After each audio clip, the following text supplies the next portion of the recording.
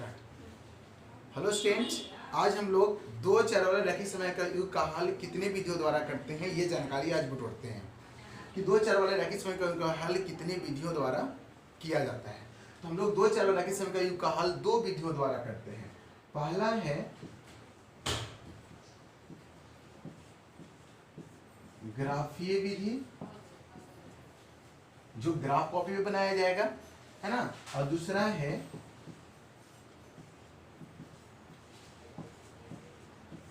बीजीय विधि, इसको बीजगणितीय विधि भी कहते हैं। कई कई किताबें में बीजगणितीय विधि भी होगा। तो ग्राफीय विधि ग्राफ पर बनाएंगे हम लोग उसमें, और बीजगणितीय विधि मतलब हम लोग इस तरह से नॉर्मल किसी भी कॉपी बना लिया जाएगा, इसको भी बनाएंगे, लेकिन ग्राफ पर बहुत ही सटीक अच्छा से आंसर निकाला जा सकता है। 100y का वैल्यू निकालना होता है। तो मैं बता दूं कि इन दोनों विधि उन रैखिक समीकरण युगों का हल करता है जिसका संगत समीकरण होता है। संगत समीकरण का मतलब हो गया कि अगर इसका a1/a2 not equal to b1/b2 दिया गया रैखिक समीकरण युग अगर इस रूप का होगा तभी हम ग्राफीय विधि से भी हल करेंगे और उसको बीजीय विधि से भी हल कर लेंगे। अगर इस रूप से अलग होता है तो उसको हम लोग कोई और अन्य चीज बोलते हैं, जैसे कोई हल नहीं बोलेंगे और फिर बोलेंगे तो अनगिनत हल बोलेंगे, लेकिन उससे प्रत्यक्ष 100y का वैल्यू नहीं निकाला जा सकता है। अगर इस रूप का कोई दिया गया रैखिक समीकरण युग होगा तो उसका हम लोग हल ग्राफीय विधि से भी और बीजीय विधि से भी निकाल लेते हैं।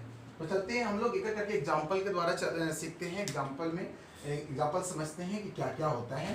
तो हम लोग ग्राफीय विधि को हम ग्राफ कॉपी बना कर भेजेंगे हम, तो वो सीखिएगा। अभी हम लोग बीजीय विधि की बात करते हैं। तो बीजीय विधि में हम लोग सबसे पहले ये जान लें, ग्राफीय विधि को हम आपको एक कॉपी पे ग्राफ के द्वारा हम बनाकर भेजेंगे और ये तो आप लोग देख लीजिएगा। और बीजीय विधि को हम बोर्ड पर यहाँ पे सिखा दे रहे हैं, आप लोग सीखिएगा। बीजीय विधि में दिए गए रैखिक समीकरण युग का कौन सा रैखिक समीकरण युग होना चाहिए? संगत समीकरण होना चाहिए। अर्थात इस रूप का, मैंने बताया ना कि इस रूप का होगा, इस रूप का दिया गया रैखिक समीकरण युग में होगा, उसी का हम लोग बीजीय विधि द्वारा हल करते हैं। अगर इस रूप का नहीं होगा तो हम लोग बीजीय विधि द्वारा भी हल नहीं करेंगे, इतना ध्यान रखिएगा। इसका मतलब हो गया, जैसे देखिए 2x + 3y बराबर में 8, 4x + 5y 14। अगर इसकी बात करें, केवल x का कोएफिशिएंट को ले लीजिए, 2/4 और यहाँ 3/5, 2 दूनी के 4। ऐसे इस तरह से समझाए हैं, नॉट इक्वल टू 3/5। देखिए इस रूप का है ना, केवल इसको a1 b1 c1 a2 b2 इस रूप का, तो ये ऐसे समीकरण युग्म का हल हम लोग बीजीय विधि द्वारा करते हैं और ऐसे ही समीकरण युग्म का हल हम लोग ग्राफीय विधि द्वारा ही करते हैं। लेकिन हल का मतलब xy का मान निकल जाए, इसमें हल करेंगे तो xy का मान निकलेगा। अगर xy का मान नहीं निकल रहा तो हल संभव नहीं है ना। तो इस रूप का हो गया, लेकिन नॉट इक्वल टू हो गया। यहाँ पे भी हम लोग नॉट इक्वल टू करेंगे, नहीं है बराबर, तो 1/2 नॉट इक्वल टू। तब इसको हम लोग कितनी विधियों द्वारा करते हैं? बीजीय विधि में भी कितने तरीके होते हैं ये जान लेते हैं। तो बीजीय विधि में हम लोग तीन तरीकों द्वारा करते हैं। पहला होता है प्रतिस्थापन विधि, दूसरा होता है विलोपन विधि, और तीसरा होता है व्रजगुणन विधि, है ना। 3 है इसमें, आप देख लीजिए। प्रतिस्थापन विधि, दूसरा होता है विलोपन विधि और तीसरा होता है व्रजगुणन विधि। एक एक करके हम लोग तीनों के बारे में सीखेंगे, ठीक है ना। प्रतिस्थापन विधि पहला हम लोग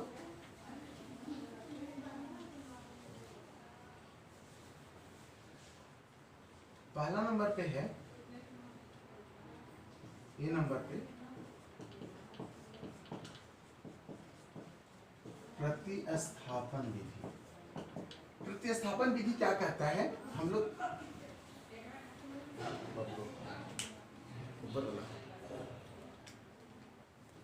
तो प्रतिस्थापन विधि को एग्जांपल के द्वारा समझ लेते हैं। जैसे 2x + 3y बराबर में 8 और x + y बराबर में एग्जाम्पल। अब इसको जान लेते हैं, देख लेते हैं कि क्या इसका हल संभव है। हल तभी संभव बोला जाता है जब ये अद्वितीय हल होता है। तो अद्वितीय हल होगा तो समझ लेना कि उसका x और y का मान निकाला जा सकता है। शॉर्ट में मैं बता दे रहा हूँ, इसे पूरा लॉन्ग से बताना है, बाद में इसकी बाद वाली वीडियो में हम आप लोगों को बताएंगे, लेकिन अभी शॉर्ट में। जैसे देखिए 2y1 हो गया, 2y1 हो गया, और फिर इसका हो गया 3y1। क्या 2 और 3, जैसे 2 नॉट इक्वल टू 3, जब ये नॉट इक्वल टू हो गया तो क्या इसका x और y का वैल्यू प्रत्यक्ष रूप से निकलेगा या नहीं निकलेगा? निकलेगा, क्योंकि अद्वितीय हल हो गया, अद्वितीय हल हो गया, है ना। जब अद्वितीय हल हो जाएगा तो इसको हम लोग क्या बोलेंगे, निकाला जा सकता है। तो हम लोग x और y का वैल्यू प्रतिस्थापन विधि द्वारा किससे निकालते हैं? देखो, इसको हम लोग हल करते वक्त इसको समीकरण 1 मान लेंगे, इसको समीकरण नंबर 2 मान लेंगे, है ना। बहुत सारे एग्जाम्पल देंगे, एक एक करके हम 4-5 एग्जाम्पल द्वारा प्रतिस्थापन विधि को समझेंगे। तो प्रतिस्थापन विधि कहता क्या है ये जान लेते हैं। पहले क्या कहता है? प्रतिस्थापन विधि कहता है कि 1 से चलो तो 2 में रखो, अगर 2 से चल रहे हो तो 1 में रखो, मतलब 1 से तो 2 में, अगर 2 से तो 1 में। क्या कहता है, फिर से एक बार और रिपीट कर दे रहे हैं। अगर आप समीकरण 1 से चलते हैं तो 2 में जाकर रख दीजिए, अगर 2 से चलते हैं तो 1 में जाकर रख दीजिए। तो चलते हैं, हम लोग समझते हैं। सबसे पहले हम यहाँ पे किससे चल रहे हैं? समीकरण 1 से, समीकरण 1 से चलते हैं। तो 1 क्या है, हम यहाँ पे पूर्ण रूप से लिख दिया, 2x + 3y बराबर में h। अब इसको हम लोग क्या करेंगे, इसमें से x का वैल्यू या y का वैल्यू हम लोग क्या करेंगे, निकाल लेंगे। देखिए 2x बराबर 8 माइनस में 3y, एकदम x का कोफिशिएंट नहीं होना चाहिए। देखिए इसमें x का कोफिशिएंट है, तो इसीलिए हम करके x बराबर में हो गया 8 माइनस में 3y बराबर में बटा में 2। अब इसको हम लोग यहाँ से x का वैल्यू निकाल लिए। जब 1 से चले थे, इसको आप समीकरण मानना चाहते हो तो मान लीजिए समीकरण नंबर 3। अब समीकरण 3 मान लीजिए, x का मान अब इस जो यहाँ निकाले हैं वो कहाँ रख दीजिए, 2 में रख दीजिए। 1 से चले हैं, 1 से, तो अब हम लोग लिखेंगे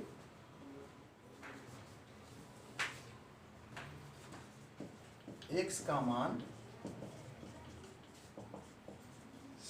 समीकरण 2 में रखने पर, 2 में रखने पर। देखिए गौर कीजिएगा, 1 से चले हैं तो 2 में रखे हैं, है ना। ये मानिएगा या नहीं मानिएगा कोई दिक्कत नहीं है, इसको जरूरत नहीं है कि इसको मानेंगे ही 3 तभी हमारा हल होगा, ऐसा नहीं है। इसको अगर नहीं भी मानेंगे तो चलेगा। x का मान समीकरण 2 में रखने पर, 1 से चले थे 2 में रख दो। 2 में क्या है, x के जगह पे 8 माइनस में 3y अपॉन 2 प्लस y बराबर में 3। प्रतिस्थापन मतलब क्या होता है, स्थापित कर देना एक उसके जगह पर जाकर। देखो x के जगह पर जाकर हम ये वैल्यू स्थापित कर दिए। एलसीएम लिए, 2 आया, 8 माइनस में 3y प्लस में 2y 3।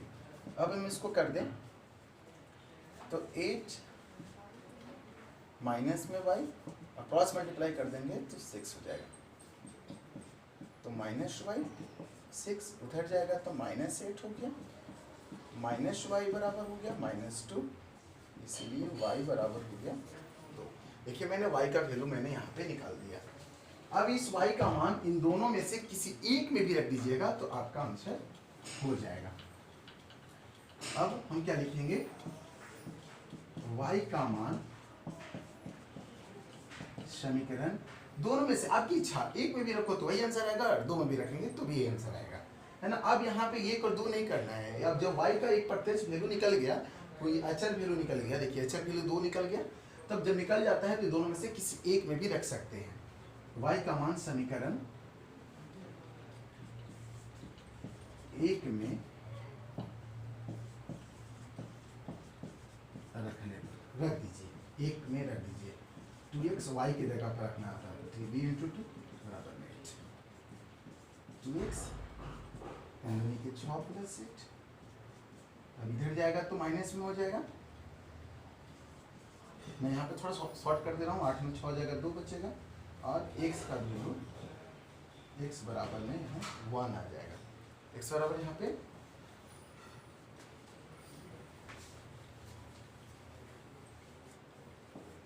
x बराबर 1, 2 से 2 कट जाएगा, 1 आ गया। अतः क्या लिख दिए, x बराबर 1 और y बराबर, यही आपका आंसर हो गया। आया आप लोगों को कुछ समझ में, कोई दिक्कत?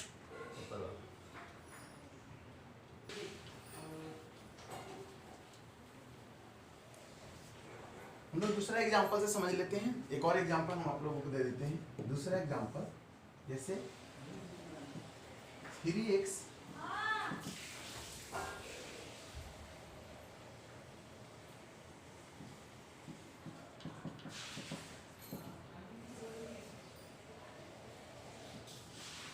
मैं सोच कर दे दिया बोर्ड पे।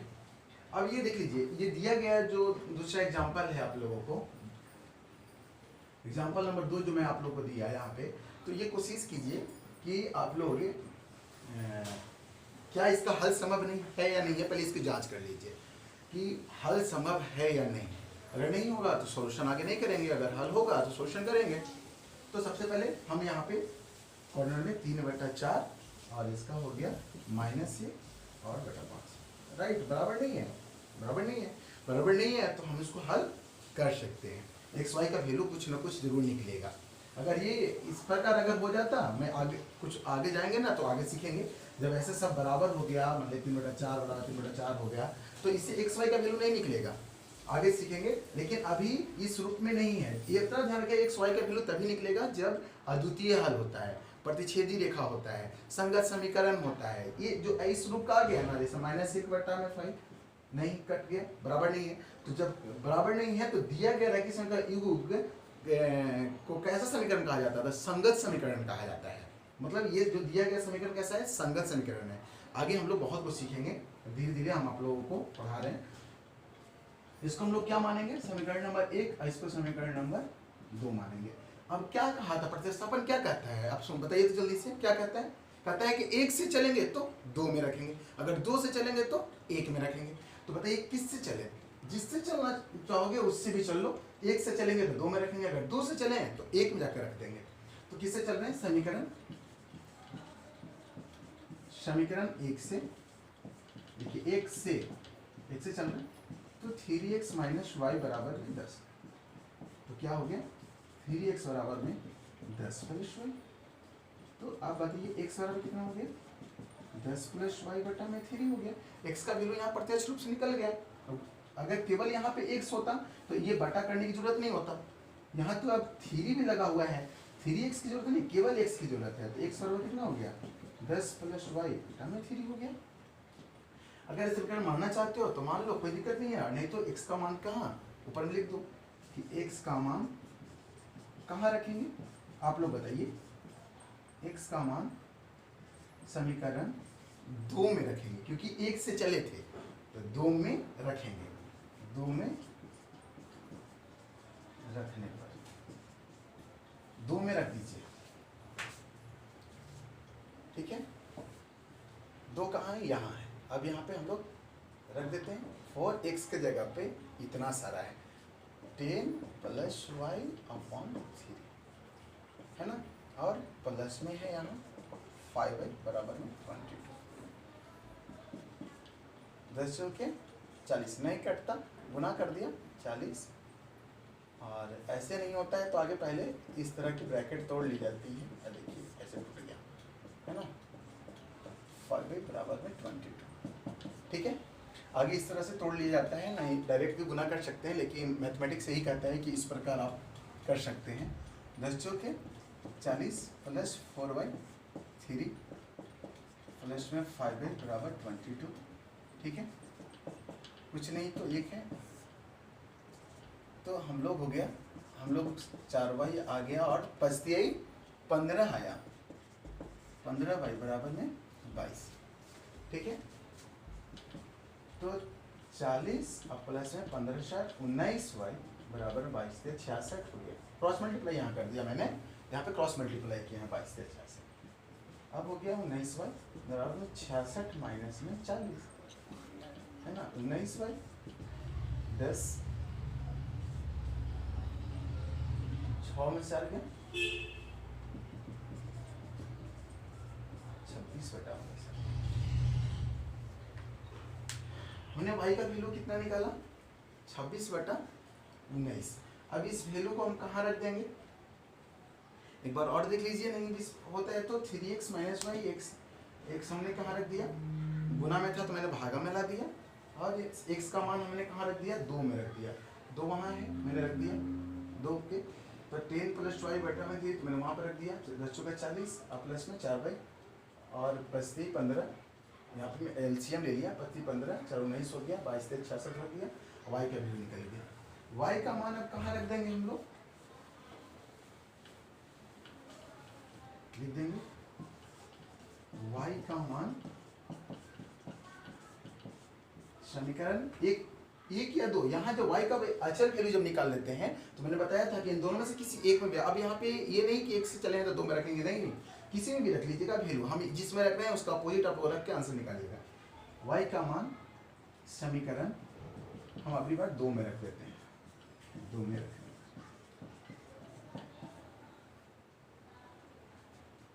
4x प्लस 5 और 26 बाई 90 बाई 22, तो 4x 26 में 5 से गुना कर देंगे, 5 दूनी के 10 19 बराबर में 20।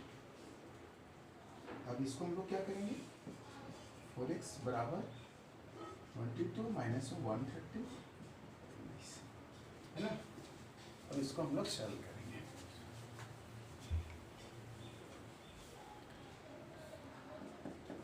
कितना है 4x 19 एलसीएम होगा इसका, 22 में 19 से मल्टीप्लाई कर दो, 9 दूनी 18 19 और 22 से इसका सर 9 2 11 2 3 1 4,